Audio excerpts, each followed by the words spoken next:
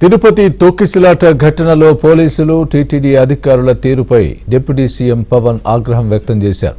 తిరుపతి ఘటనపై EO, additional EO పూర్తిగా విఫలమయ్యారని ఆరోపించారు. పోలీసులు కూడా సరిగ్గా వ్యవహరించలేదని పవన్ మండిపడ్డారు. టీటీడీలో ప్రక్షాళన జరగాలన్నారు. టీటీడీ ఈవో, అడిషనల్ ఈవో మధ్య గ్యాప్ ఉందంటూ పవన్ కామెంట్స్ చేశారు.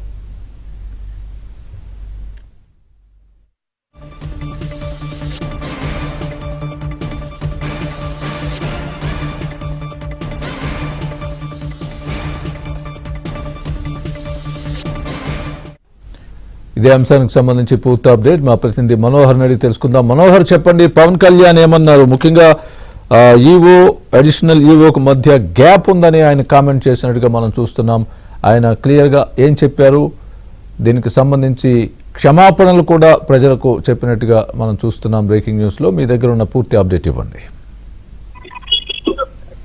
స్వామి, తిరుపతిలో నిన్న జరిగినటువంటి తొక్కిసలాట ఘటన, చనిపోయినటువంటి సంఘటన పైన ఆయన తీవ్ర దిగ్భ్రాంతిని వ్యక్తం చేయడం జరిగింది. ముఖ్యంగా దీనికి ప్రధాన కారణము పూర్తిగా అటు పోలీసులు మధ్య కావచ్చు, అదేవిధంగా టీటీడీ పాలక మండలి, టీటీడీ అధికారుల మధ్య ఉన్నటువంటి గ్యాప్ వల్లని ఇవన్నీ కూడా చోటు చేసుకున్నాయి అనేటువంటి ఒక ఆవేదన అయితే వ్యక్తం చేయడం జరిగింది. అయితే ఈ సంఘటన పైన ఆయన ఒక టీటీడీ భక్తులు కావచ్చు, టీటీడీ దర్శనానికి వచ్చి గాయపడినటువంటి భక్తులు కావచ్చు, యావత్ మంది ప్రజానికానికి కావచ్చు, అందరికీ కూడా క్షమాపణలు కోరి చేతులెత్తి నమస్కరిస్తున్నానటువంటి ఒక ఆవేదనకు కూడినటువంటి ఆవేశమైనటువంటి ప్రసంగాన్ని ఆయన ఈవేళ వ్యక్తం చేసినటువంటి పరిస్థితి. ముఖ్యంగా దీనికి పూర్తిగా బాధ్యత పోలీసు శాఖ. అంటే ఆయన లోపల చట్టగాత్రులను పరామర్శించి బయటకు వచ్చినటువంటి సందర్భంలో అక్కడ పోలీసులు వ్యవహరించినటువంటి తీరు చూసి ఆయన తీవ్ర ఆవేశానికి, ఆగ్రహానికి గురైనటువంటి పరిస్థితి. ఎందుకంటే నిన్న జరిగినటువంటి సంఘటనకు తాను ప్రత్యక్షంగా ఈ రోజు ఇక్కడ ఆసుపత్రికి వచ్చి ఇక్కడ పోలీసులు వ్యవహరించినటువంటి తీరుకు, అంటే పోలీసులు ఉన్నారు, ఇక్కడ మెన్ ఉన్నారు, కానీ వారు ఇక్కడ విధులు నిర్వర్తించడంలో పూర్తిగా వైఫల్యం చెందారు అనేటువంటి విషయాన్ని ఆయన వ్యక్తం చేయడం జరిగింది. ఇదే తీరు రాష్ట్ర వ్యాప్తంగా పోలీసు శాఖలో ఉంది కాబట్టి ఇలాంటి సంఘటనకు ప్రధాన కారణం పోలీసులు అనేటువంటి ఒక విషయాన్ని కూడా ఆయన వ్యక్తం చేయడం జరిగింది. నిన్న అదే జరిగింది. నిన్న గరుడ సేవలో దాదాపు లక్షల్లో 4-5 లక్షల మంది భక్తులు తిరుమలకు వస్తుంటారు, కానీ ఎప్పుడూ కూడా ఇలాంటి సంఘటన జరగలేదు. కేవలము నిన్న 2-2.5 వేల మంది మాత్రమే ఆ సెంటర్కు వెళ్ళినటువంటి పరిస్థితుల్లో ఈ సంఘటన ఎందుకు జరిగింది, ఎలా జరిగింది అనేటువంటి ఒక అనుమానాన్ని, అంటే అక్కడ ఆ భక్తులను గాయపడినటువంటి చిత్తగాత్రులను పరామర్శించిన సందర్భంగా అక్కడ గాయపడినటువంటి ఎవరైతే బాధితులు ఉన్నారో వారు పవన్ కళ్యాణ్ కూడా స్పష్టం చేయడం జరిగిందని ఆయన చెప్పడం జరిగింది. అంటే దీంట్లో ఏదో ఒక కుట్ర కోణం దాగింది అనేటువంటి ఒక విషయాన్ని, అనుమానాన్ని కూడా అక్కడ చిత్తగాత్రులు పవన్ కళ్యాణ్ కు చెప్పినట్లు ఆయన మీడియా వద్ద వెళ్ళడం జరిగింది.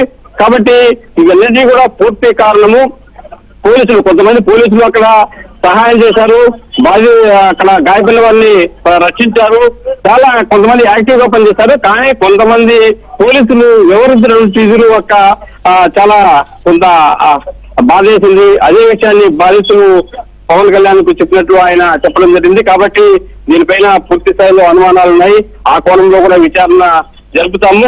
పూర్తి స్థాయిలో దీనికి ప్రభుత్వం బాధ్యత తీసుకుంటుంది.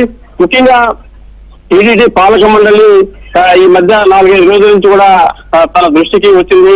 ఒక పక్క అధికారులు మధ్య కావచ్చు, అదేవిధంగా పాలక మండలి ఇద్దరి మధ్య కూడా గ్యాప్ ఉన్నట్లు తన దృష్టికి వచ్చింది అనే విషయాన్ని కూడా ఆయన స్పష్టం చేయడం జరిగింది. అయితే మొత్తానికి కూడా పోలీసులు వివరించినటువంటి తీరు చాలా విమర్శలకు తాగుతుంది.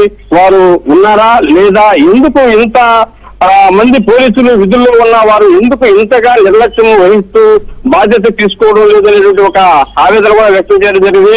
చాలా ఆవేశంగా బయటకు వచ్చి ఆయన తన వాహనంలో ఆయన వచ్చి కంట్రోల్ చేసి పోలీసుల్ని ఒక డిప్యూటీ సీఎం హోదాలో బయటకు వచ్చిన క్రౌడ్ ను కంట్రోల్ చేయలేదంటే నిన్న అంతమంది క్రౌడ్ ను ఏ విధంగా మీరు కంట్రోల్ చేస్తారు?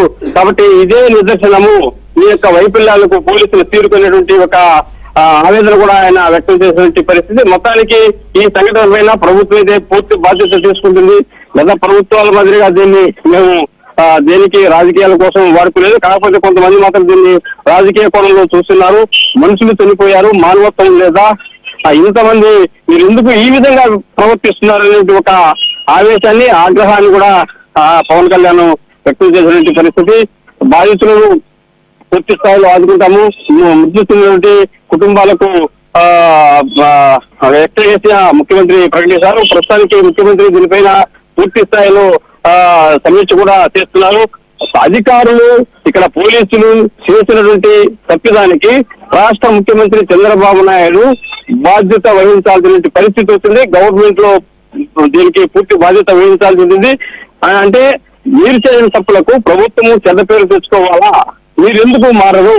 గత వైసీపీ ప్రభుత్వంలో వ్యవహరించినటువంటి తీరులాగే ఇప్పుడు కూడా వ్యవహరిస్తే ఎందుకు అనేటువంటి ఒక సందేశాన్ని కూడా పోలీసులకు సూటిగా ఆయన ప్రశ్నించినటువంటి పరిస్థితి.